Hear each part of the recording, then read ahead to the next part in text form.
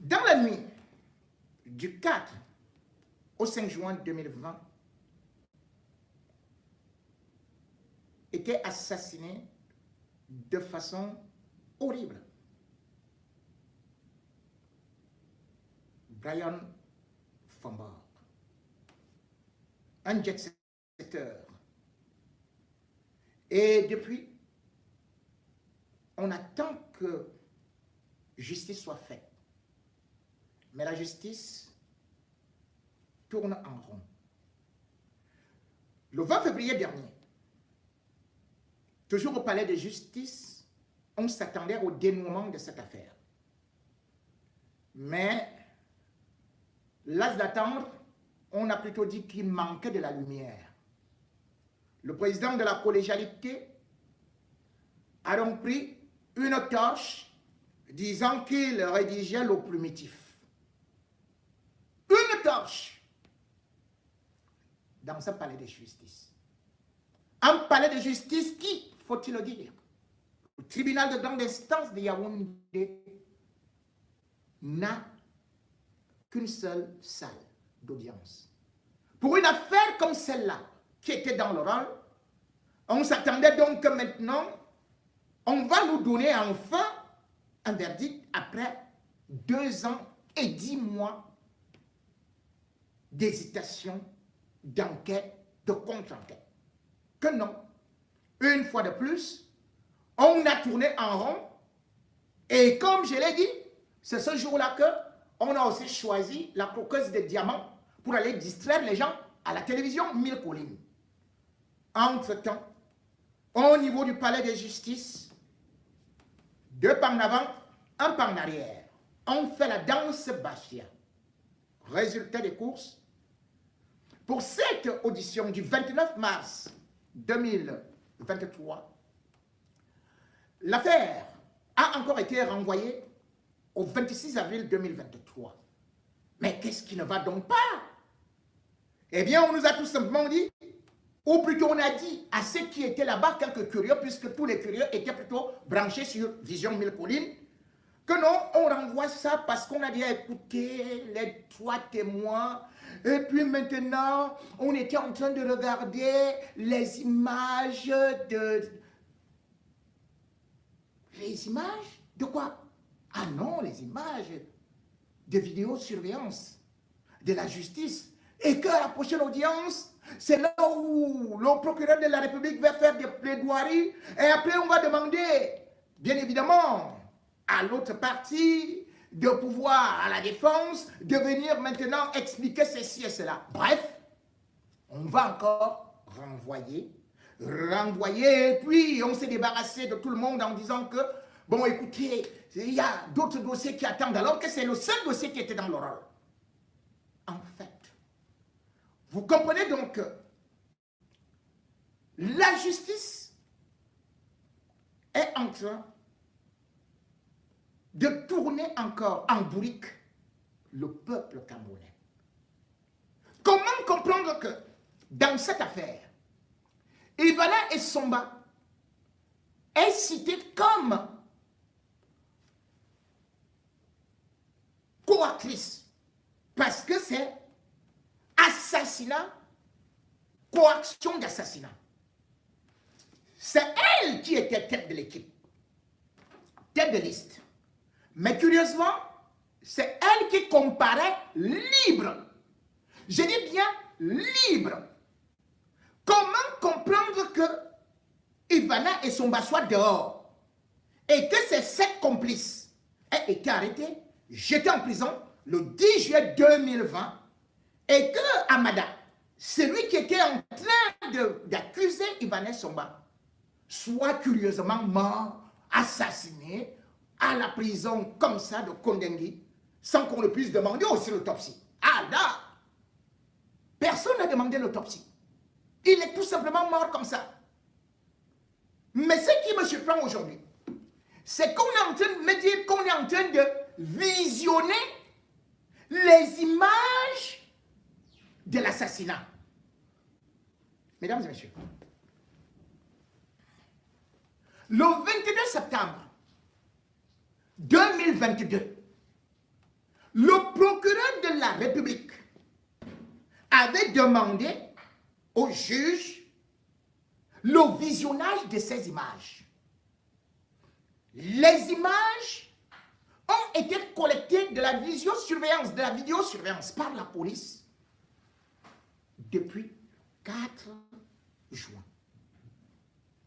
Les jeunes ont été interpellés en fonction des images, puisque l'enquête avait été confiée d'abord à Meva, qui a cherché à tourner pour enlever Ivana et Somba de cette histoire, Ivana et Somba Bidjan et tout ça, de cette histoire, et puis l'affaire a encore tourné comme ça pour qu'on puisse enlever, bien évidemment, le procureur me dit, enlever un certain nombre de cas flagrants qui impliquaient non seulement Ivana et Somba, mais Jean-Pierre Belinga et aussi le ministre d'État, ministre de la Justice, Laurent Issou.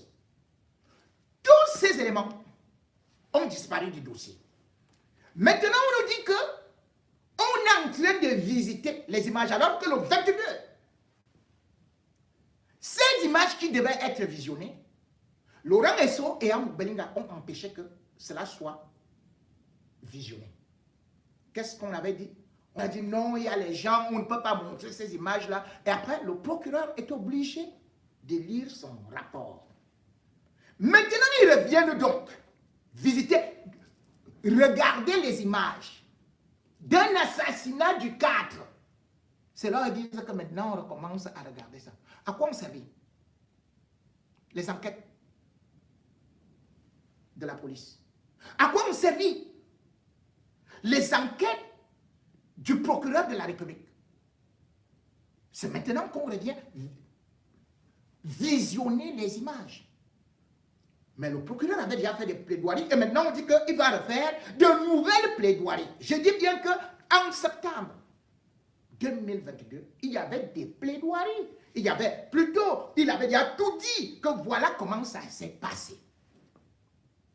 Et le procureur avait bel et bien déterminé que ce jour, Ivana, ou plutôt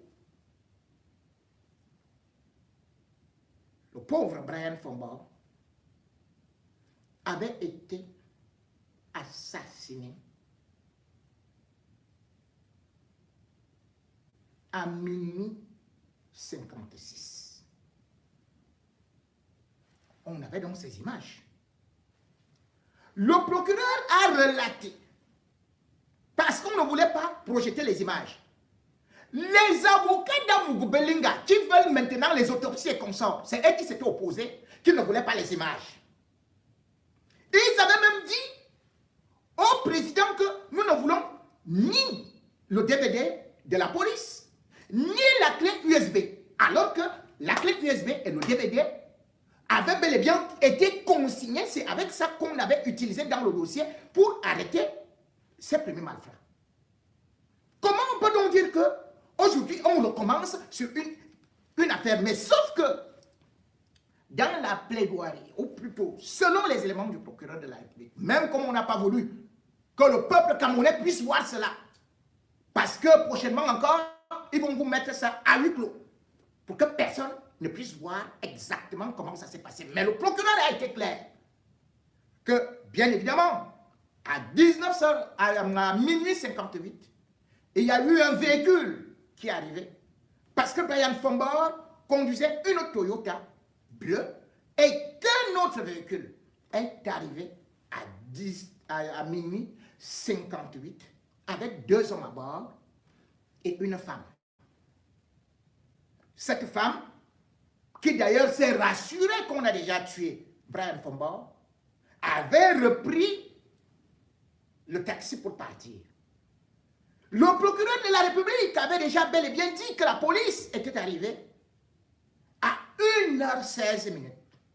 Et qu'avant que la police n'arrive, il y avait d'autres personnes qui poursuivaient Brian Fomba, qui était là avec une voiture en forme de qui ressemblait à une Land Cruiser à minuit 7, à minuit 6.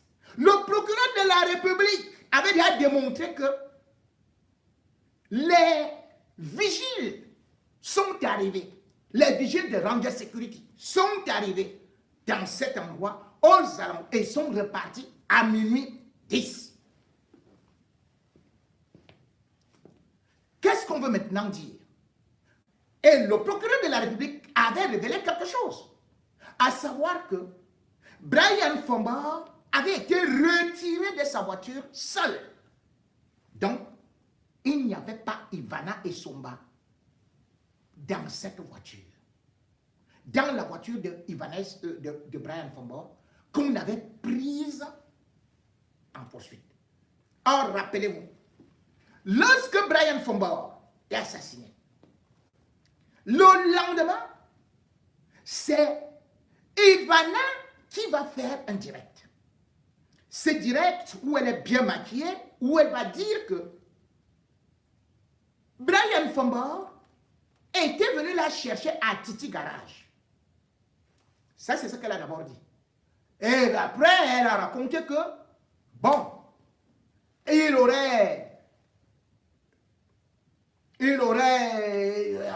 aurait demandé un prêt d'argent. Ça, c'est la première version. Et elle va changer de version. Parce que l'autre dit souvent là qu'on change de version, que c'est Danoué qui change de version. Oui, c'est l'avocat d'Amoubelinga qui dit que Danoué change de version. Mais ne regarde pas le nombre de versions changées par Ivana et Somba. Elle va dire que maintenant dans les auditions, elle ne va plus dire qu'on est venu la chercher à Titi Garage. Elle va dire que Brian Fomba était venu chez elle à 23h30 pour demander un prêt d'argent. Un prêt d'argent. Et que la voiture était garée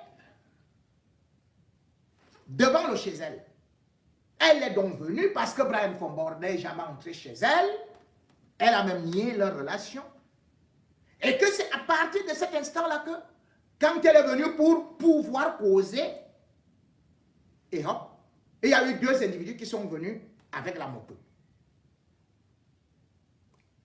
Brian Fomba a voulu manœuvrer et il a cogné cette moto-là qui l'a traînée. C'est elle qui déclare cela. De la même façon qu'elle avait déclaré pendant le live que, oui, elle avait voulu se défendre et elle a perdu l'ongle et il y avait des taches de sang au niveau de son t-shirt. Eh bien, cette version contredit donc maintenant l'autre puisque elle va dire que c'est en prenant fuite que ces gens vont poursuivre et elle et Brian Fomba qui sont à bord du véhicule et on viendra bien sûr mobiliser Brian Fomba. Elle va se débattre et finalement on va le poignarder. Le procureur de la République dit que Ivana Somba n'était pas dans ce véhicule. Mais plutôt, cette voiture qui est venue garer en face de Brian, qui l'a prise en otage, qui l'a prise en poursuite, et que ce n'était pas tout simplement des Ben Skinner, puisqu'on retrouve là-bas et des zigouilleurs, de ceci et cela, ça n'avait rien à voir avec les Ben Skinner. Pourquoi Ivana a donc menti? Et lorsque surtout, on regarde les déclarations d'Ivana, elle va dire dans sa vidéo que ceci devrait servir d'exemple et de leçon aux autres. Elle le dit crânement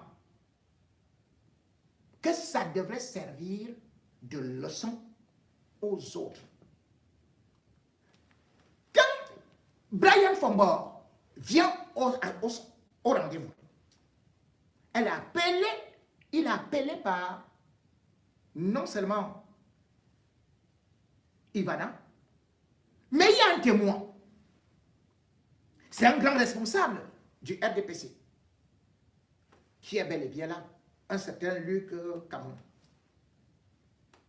Comment se peut-il que elle appelle quelqu'un qui vient me chercher à Titi Garage ou bien à tel ou tel endroit et qu'elle ait exigé qu'il vienne seul? Ce soir-là, Brian Fombor avait rendez-vous avec ses amis qui devaient se retrouver à Black and White, à Bastos. Donc Ivana, si elle a demandé qu'il vienne donc seul, c'est parce qu'elle savait qu'il y avait bel et bien ce traquenard-là. On l'a donc assassiné. Au-delà de ça, Ivana Somba a été arrêté le 8 juin 2020. On est allé avec elle au niveau de la police judiciaire. Mais Ivana Somba ne dormait pas à la police judiciaire. Elle dormait à l'hôtel. Elle passait la nuit à l'hôtel et on revenait avec elle le matin. Et le 10 juillet 2020, pendant que les autres sont transférés à Kondengui, Ivana, elle est libérée, comme bien évidemment encore elle vient d'être libérée avec d'autres gens de Jean-Pierre Moublinga, sur instruction, bien évidemment, de celui qui est le patron. On ne peut pas la déposer puisque Laurent Essou est bel et bien là. Voilà donc Ivana qui se trouve libre. Dans un meurtre où on parle que c'est coaction, elle est jugée avec les autres. Les autres sont en prison, elle est dehors. Et d'ailleurs, c'est là où, comme l'amour sait naître, on va voir David Doc qui ira lui remettre un iPhone envoyé par Jean-Pierre Amour-Belinga, et puis le même David Doc qui lui-même sera arrêté et jeté en cellule. Quand on voit les déclarations d'Ivana, on voit comment le sang de Brian Fombor la tourmente. Comment comprendre que Ivana, le 19 décembre 2020, qu'elle soit déjà dotée par Apikoro, Defidon, et de ce quoi elle va faire une déclaration. Tu as pris des coups pour moi, je prendrai des balles pour toi. Et Apikoro, dans sa romance mensongère, va aussi publier que depuis 2 ans que je te connais, que nous sommes ensemble. Attendez un peu. Ivana Somba, tout le monde le sait, sortait avec Brian Fombor. Brian Fombor meurt et assassiné le 5 juin 2020. Et le 19 décembre 2020,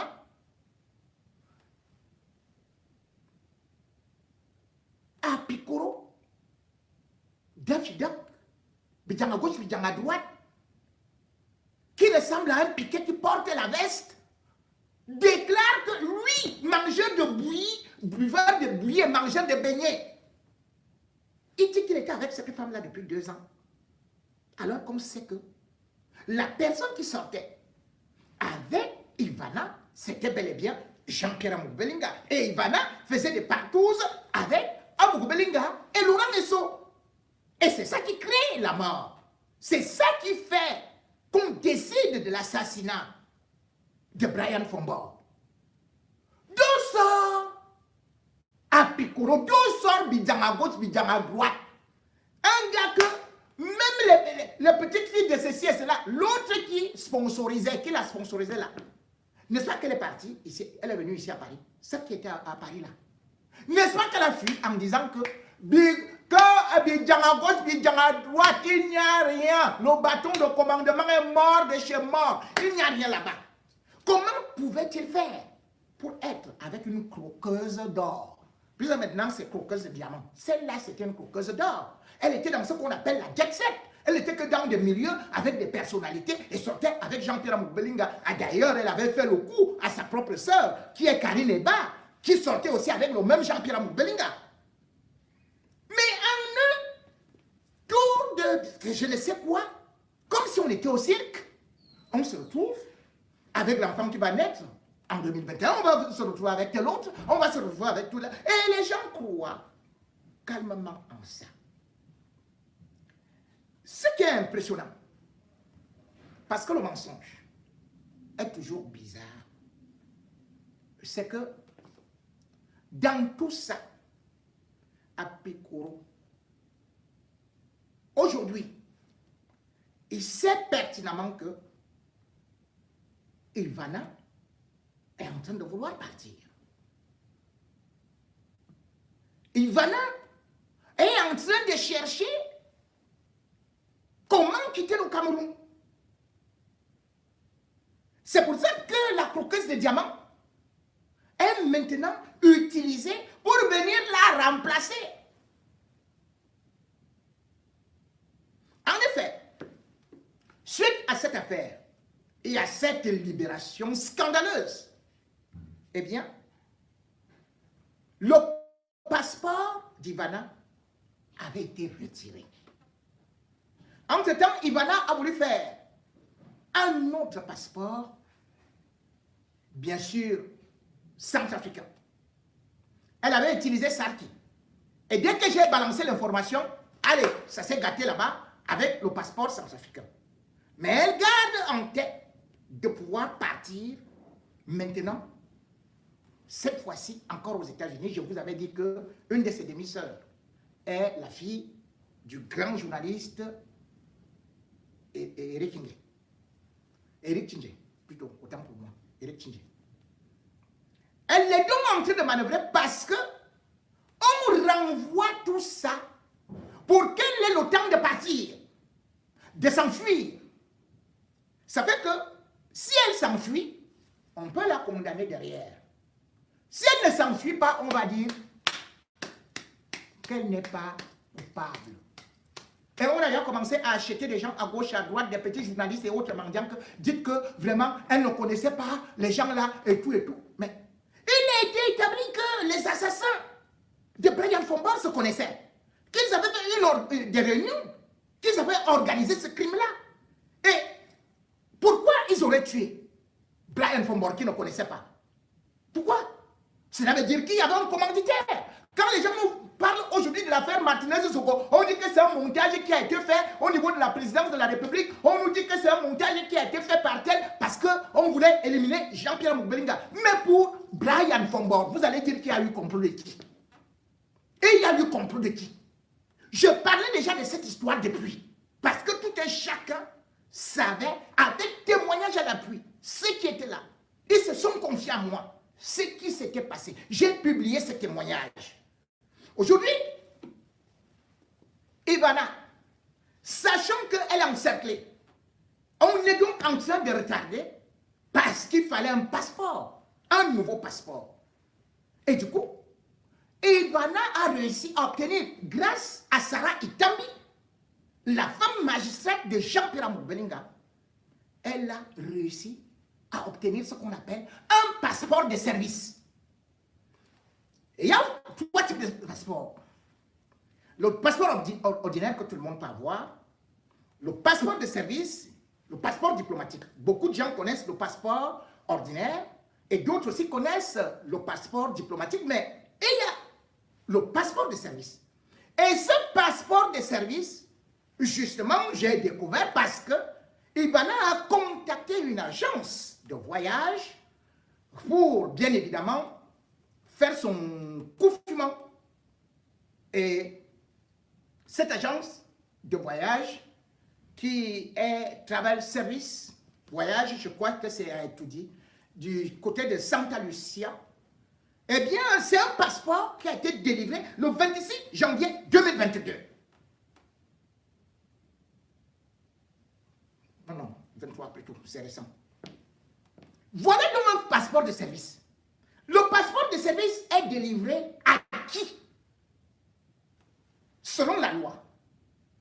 Le passeport de service, pour qu'il te soit délivré, il faut un certain nombre de pièces, donc par exemple, l'ordre d'émission ou l'acte d'affectation.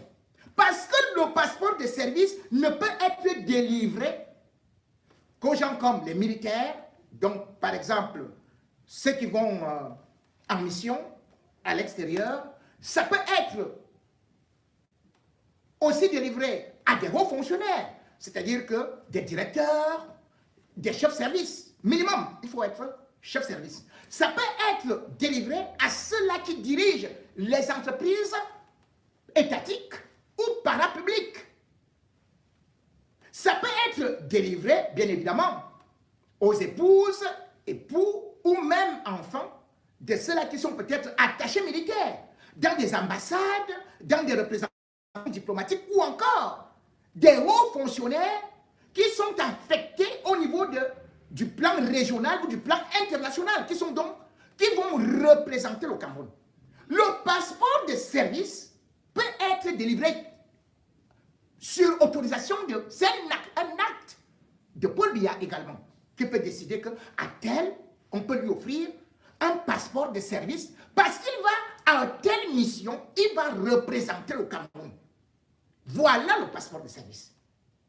Mais comment comprendre que Ibanez Somba, qui n'est pas fonctionnaire, qui n'est pas secrétaire d'État, parce qu'il faut avoir le rang de secrétaire d'État ou le rang de chef service minimum dans un ministère, dans une administration publique, pour en bénéficier. Et d'ailleurs aussi, il y a certains parlementaires qui en ont, parce que les membres du bureau du Parlement, et ils ont le passeport diplomatique. Mais les autres, ils ont les passeports de service. Et maintenant, Somba se retrouve avec le passeport de service. Qui a délivré ça? Bargangele. Fais donc une enquête sur ça. Parce que là, c'est très grave. Que Ivana et Somba, qui n'a jamais travaillé dans une administration publique, une bandite qui est interdite de sortir du territoire, se retrouve avec un passeport de service. Sur quelle base? Elle représente quoi pour l'État du Cameroun? Et qui de surcroît est poursuivi dans une histoire de meurtre? Le passeport de service, comme je le dis, aujourd'hui on sait que c'est une longue procédure. Comment ça a été si rapide? Quelle pièce est-ce qu'elle a eu à fournir? Et puis, comme j'ai dit, Vision 4, elle n'y travaille même plus. Elle est juste devenue l'épouse de Daffy Duck. Et d'ailleurs, elle a été impliquée dans une autre affaire. Puisqu'on sait qu'elle a été arrêtée le 9 février 2023, avant d'être libérée. Comment peut-on laisser qu'elle obtienne un passeport de service? Allez donc voir. Et surtout, ne venez pas dire aux Camerounais que Ibanez Somba est déjà parti. Le passeport au Cameroun, c'est une denrée rare. Vous refusez le passeport à des Camerounais qui ont payé des frais. 110 000 francs CFA. Mais vous donnez à des bandites. Vous vous rendez compte? La loi demande que 6 mois avant même la fin d'un passeport qu'on en demande déjà. Je vois je vois quelques loufias, je vois quelques scrognoniens qui sont en train de se moquer de Valsero que non, ton passeport n'était pas encore fini, il fallait attendre et tout et tout. Mais non, puisque s'il faut attendre un mois avant la fin du passeport, et la loi du Cameroun ne demande pas d'attendre la fin du passeport pour demander l'établissement d'un nouveau passeport. Mais non. Il a payé des frais. Si on voyait que son passeport était déjà fini, ou bien était encore valable, on ne devait pas lui demander des frais. On devait lui dire que non, monsieur, votre passeport, selon ce que nous voyons, nous ne pouvons pas actuellement engager un autre passeport. Les Camerounais attendent des passeports comme si c'était une faveur. Alors que nous avons le passeport le plus cher. Vous vous rendez compte? La loi qu'ils ont instaurée là en juin 2021, lui Paul Motazé, qui donne de l'argent à Ngobelinga, gratuitement. Comment est-ce qu'il a fait? Le passeport camerounais a été ordinaire, augmenté de 46,5%. 66%. Augmentation, c'est du jamais vu. On est parti de 75 000 à 110 000. Sans oublier que ce même passeport du Cameroun était à 30 000, est parti de 30 000 à 50 000, de 50 000 à 75 000 en 2016. Et subitement, on tombe sur ce prix-là. Mais le passeport service, on donne ça presque gratuit aux autres ou 90 000 francs CFA. Valsero a demandé son passeport. Et ils ont bloqué, contrairement à ce qu'ils sont en train de vous dire. Comment est-ce qu'ils ont bloqué cela? C'est sur la base d'aucune loi. Parce qu'il y a celui qu'on appelle l'inspecteur général, qui s'est assis comme ça. On appelle Mvogo Jean-Marie. Commissaire divisionnaire, un retraité. Le père là a le mauvais cœur. On est parti le prendre au village. Là, il faisait déjà sa retraite parce qu'il enseignait à l'école de police. Avant ça, il s'occupait du GSO. Avant même ça, le CCJBN, quelque chose comme ça. Donc, une unité spéciale de la police. Voilà les papas qu'on a envoyés à la retraite. On repart le chercher là-bas alors que la jeunesse a besoin du travail. On revient, on le nomme inspecteur général. C'est lui qui a contacté, qui a donné mission à qui? Au directeur des frontières. Que ne tente même pas de faire le passeport de Valsero. Et pourquoi? Parce qu'il s'est dit non. Voilà un commissaire divisionnaire qui fonctionne avec des femmes en France, à Paris. D'ailleurs, c'est lui qui est chargé de la gestion des effectifs de la police. Donc même pour, si vous voulez aller, il va affecter les policiers au nord-ouest, au sud-ouest. C'est lui, hein. Quand les femmes arrivent au Cameroun, c'est lui qui les prend. Il met les policiers à gauche, à droite. Donc un femme lui a dit qu'il a des problèmes aussi avec Valsero ici, et tout, et que vraiment, ce n'est pas bon. Il faut qu'on monte à Valsero qui ne peut pas avoir de passeport.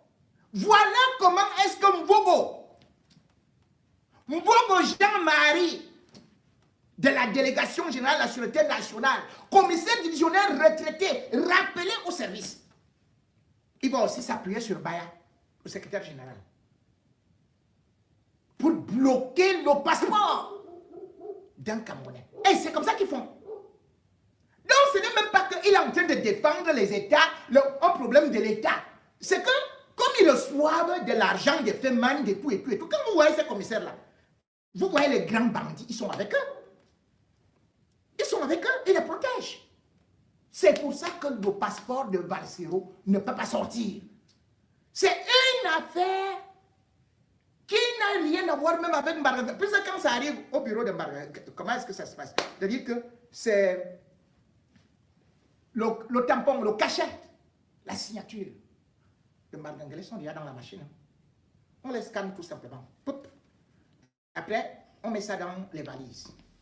Et ils font leur business et leur rancune avec ça. Et c'est donc aussi eux qui ont introduit le passeport de service d'Ivana et Somba. Voilà donc le rôle de notre police. Voilà donc le rôle de ceux qui sont supposés arrêter des bandits, mais qui sont plutôt au service des bandits, qui sont là pour que la loi et la justice ne soient jamais dites. C'est pour ça d'ailleurs que quand vous voyez un type comme Jean-Pierre Amoukbelinga, dans son domicile, il avait 13 policiers qui les lui donnaient. Comment un bandit peut se retrouver avec autant de policiers rien qu'à lui seul? Vous pouvez expliquer ça? Aujourd'hui, il arrive en prison où il est inculpé pour complicité d'assassinat par aide. Mais c'est lui qui crée plutôt la loi, qui dicte la loi là-bas à la prison principale de Kondengui.